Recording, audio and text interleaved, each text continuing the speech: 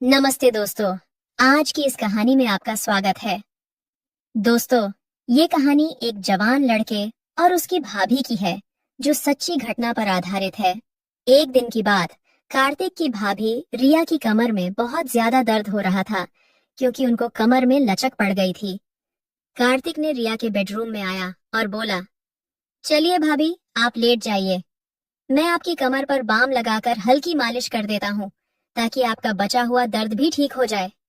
रिया ने उसे मना करते हुए कहा, नहीं, रहने दो कार्तिक, मैं खुद कर लूंगी। कार्तिक ने कहा, आप खुद से बाम तो लगा लेंगी, लेकिन मालिश करना बड़ा मुश्किल होगा। मैं आपकी मदद कर देता हूँ, इससे आपको बाकी का दर्द भी ठीक हो जाएगा। यह कहकर कार्तिक कुर्सी से उठकर बेड पर रिया के पास आ गया और उसे लेटने के लिए कहा।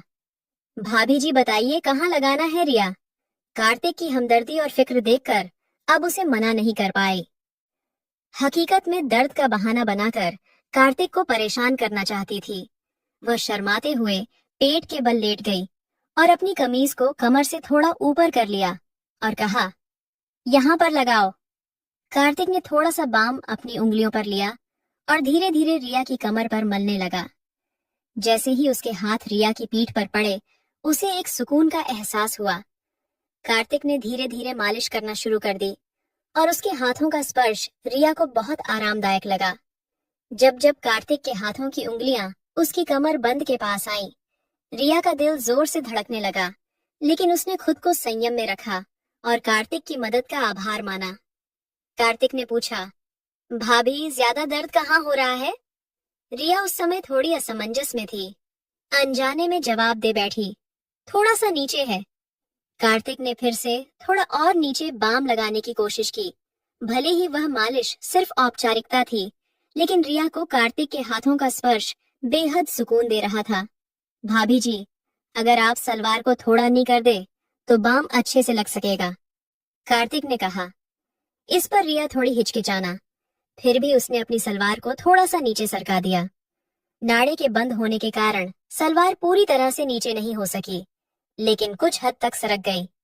कार्तिक ने फिर कहा, भाभी जी, आपकी त्वचा कितनी साफ है, बहुत ही गोरी है। कार्तिक की इस बात पर रिया के गाल शर्म से लाल हो गए, लेकिन वह उल्टी लेटी हुई थी, इसीलिए कार्तिक इसे देख नहीं सका। उसे यकीन था कि कार्तिक उसकी देखभाल में जुटा हुआ था और उसकी बातों में कहीं न कहीं इज्जत भी झलक रही थी। कार्तिक ने थोड़ी देर और मालिश की और जब रिया ने कहा कि अब ठीक है, तो वह चुपचाप उठकर ऊपर चला गया। रिया को आज एक अलग ही सुकून महसूस हो रहा था। सालों बाद किसी ने उसे इस तरह से ध्यान दिया था, जिसमें हमदर्दी और एक स्नेह छुपा था। कार्तिक के बारे में सोचते हुए कब नींद में खो गई, उसे पता ही नहीं चला। अगली सुबह जब जागी तो उसने खुद को तरोताजा और शांत महसूस किया। नहाने के बाद रिया ने बहुत सलीके से तैयार होकर ब्लैक रंग का सफेद कढ़ाई वाला जोड़ा पहना और ऊंची हील के सफेद सैंडल भी पहने। हल्का सा मेकअप करने के बाद वह किचन में नाश्ता तैयार करने लगी। नाश्ता बनाते समय हर बार वह किचन के दरवाजे पर आकर सीढ़ियों की ओर देख रही थी। कार्तिक के काम पर जाने का समय हो गया था। जैसे ही वह नाश्ता तैयार करके बाहर आई, कार्तिक सीढ़ियों से नीचे उतर रहा था। आज तो बहुत ही बेहतर लग रही है भाभी जी, लगता है कल की मालिश का असर हुआ, कार्तिक ने मुस्कुराते हुए कहा। उसकी नजरें रिया के लिबास और फिर पेंसिल हिल वाले सैंडल पर थी। रिया ने भी मुस्कुराते हुए जवाब दिया, असर तो हुआ, लेकिन तुझे कैसे पता? कार्तिक थोड़ा शर्माते हुए बोला, भाभी जी, आज आपने हमेशा की तरह हील के सैंडल जो पहने हैं, तो मुझे लगा कि कमर का दर्द अब ठीक है। रिया ने हंसते हुए कहा, बिल्कुल सही पहचाना तूने।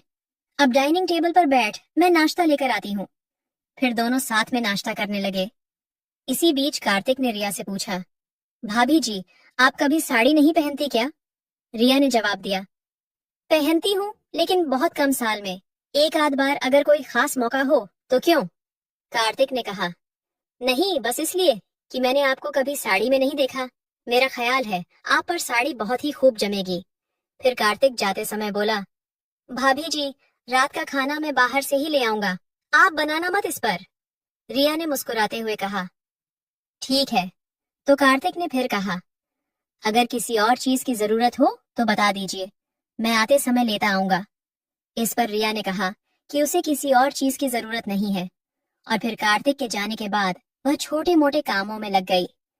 इसके बाद वह ऊपर जाकर कार्तिक के कमरे को भी ठीक करने लगी। इसी दौरान रिया को उसके बेड के नीचे कुछ कपड़ा पड़ा हुआ नजर आया, तो उसने नीचे झुककर उसे बाहर निकाला, तो उसकी आंखें हैरानी के मारे फटी की फटी रह गईं।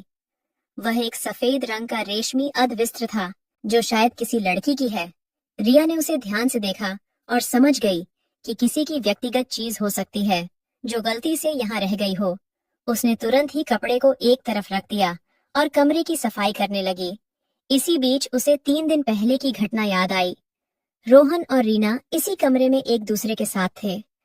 उसे लगा कि यह कपड़ा शायद रीना का ही होगा। रिया ने कपड़े को उठाकर देखा तो उस पर कुछ सफेद दाग नजर आए। उसे समझते देर नहीं लगी कि वह लोग कैसे हैं। इस दागों को देखकर वह किसी दूसरी दुनिया में खो गई। तभी अचानक बाहर मुख्य दरवाजे पर दस्तक हुई, तो उसने उस कपड़े को वापस बेड के नीचे रखा और बाहर आकर दरवाजे की ओर देखा। उसने देखा कि पड़ोस में रहने वाली कोमल भाभी खड़ी थी। अरे भाभी, मैं अभी आती हूँ, रिया ने कहा, और जल्दी से कार्तिक का कमरा बंद किया और नीचे आकर दरवाजा खोला। कोमल, जो पड़ोस में रहती थी, अपनी उम्र के 35वें दशक में थी और घर में ही ब्यूटी पार्लर चलाती थी। कोमल अक्सर दोपहर में रिया के घर आ जाती थी या उसे अपने घर बुला लेती थी, और दोनों इधर उधर की बातें करती थी।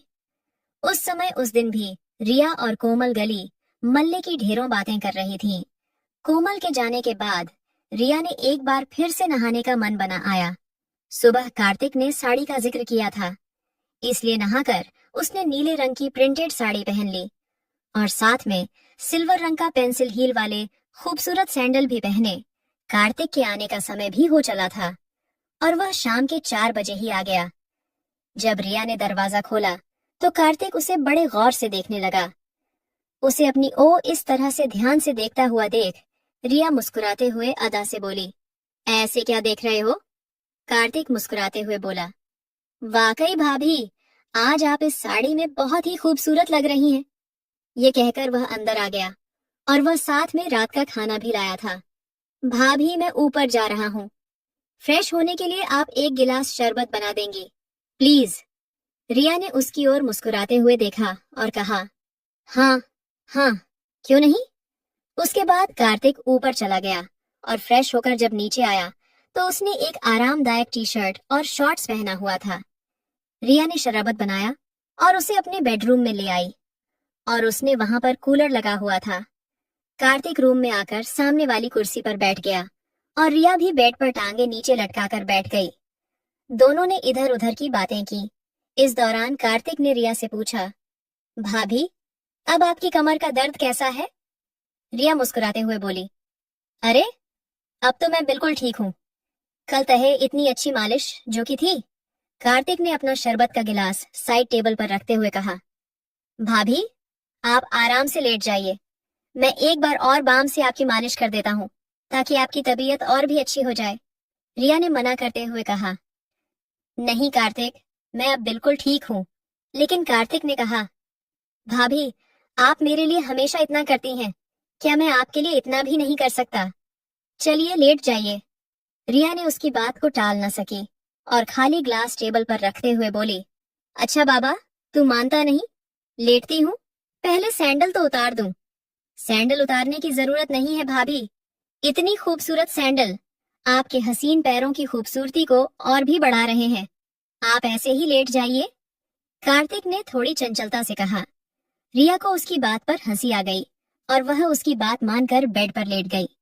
उसने साड़ी पहनी हुई थी, इसीलिए उसकी कमर कार्तिक की नजरों के सामने थी। कार्तिक ने बाम को उंगलियों पर लगाया और रिया की कमर की मालिश करने लगा। रिया ने कार्तिक से पूछा, एक बात बता कार्तिक, तुझे मेरी ऊंची हील वाली सैंडल बहुत पसंद है ना? कार्तिक थोड़ा शर्माते हुए बोला, जी भाभी, आप बिल्कुल सही कह रही हैं। आपको अजीब लगेगा, लेकिन मुझे महिलाओं के पैरों में हाई हील वाले सैंडल बहुत आकर्षक लगते हैं, और आप तो हमेशा ही हाई हील की सैंडल या चप्पल ही पहनी रहती हैं। रिया मुस्कुराते हुए बोली, अरे इसमें शर्माने वाली क्या बात है? और मुझे कुछ अजीब नहीं लगा। मैं तो तेरी भावनाओं को समझती हूँ। कार्तिक के हाथों से हो रही मालिश से उसे बहुत आराम मिल रहा था। कार्तिक के हाथ धीरे धीरे नीचे की ओर और बढ़ने लगे।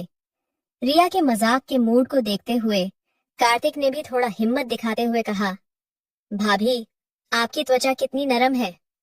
अगर आप चाहे तो साड़ी को थोड़ा नीचे कर ले, ताकि मैं अच्छे से मालिश कर सकूं और साड़ी भी गंदी नहीं होगी। रिया ने थोड़ा शर्माते हुए साड़ी को थोड़ा ढीला कर दिया, ताकि मालिश करने में आसानी हो सके।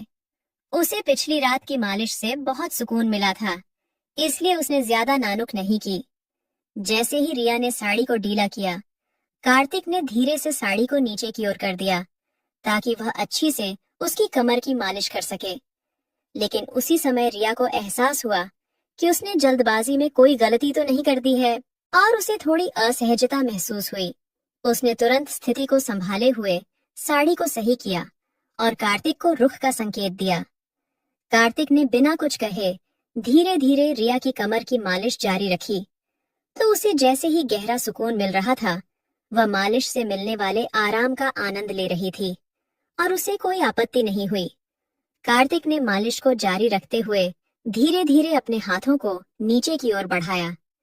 रिया को मालिश से राहत मिल रही थी, लेकिन उसे महसूस हुआ कि कार्तिक ने थोड़ी और हिम्मत कर ली है। उसने ने महसूस किया कि उसकी पीठ पीछे के निचले हिस्से में ज्यादा ध्यान दे रहा है। रिया को यह महसूस हुआ कि उसकी साड़ी कोट थोड़ा और ढीले हो गए हैं, और उसने शर्म के मारे अपना चेहरा तकिए में छुपा लिया और अपने होठों को दबाकर अपने अंदर की बेचैनी को नियंत्रित करने की कोशिश कर रही थी। कार्तिक उसकी त्वचा पर बाम लगाने के बहाने मालिश कर रहा था, लेकिन रिया को महसूस हो रहा था कि कार्तिक की हरकत अब अधिक हो गई है। रिया ने अब भी कोई आपत्ति नहीं जताई, तो कार्तिक ने मालिश को थोड़ी और नीचे बढ़ाया। यह स्थिति रिया के लिए बहुत असहज सी लगने लगी, लेकिन उसने कुछ नहीं कहा।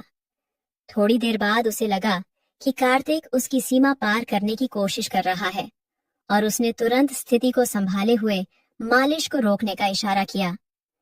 थोड़ी देर बाद जब कार्तिक ने गलती से रिया की पीठ के निचले हिस्से को छुआ, तो रिया अचानक से चौंक गई। उसे महसूस हुआ जैसे उसके शरीर में एक अजीब सी हलचल हो गई हो। उसने तुरंत कार्तिक का हाथ पकड़कर दूर कर दिया और घबराहट से बोली, अरे ये क्या कर रहे हो? कार्तिक रिया तुरंत उससे दूर हटकर बैठ गई।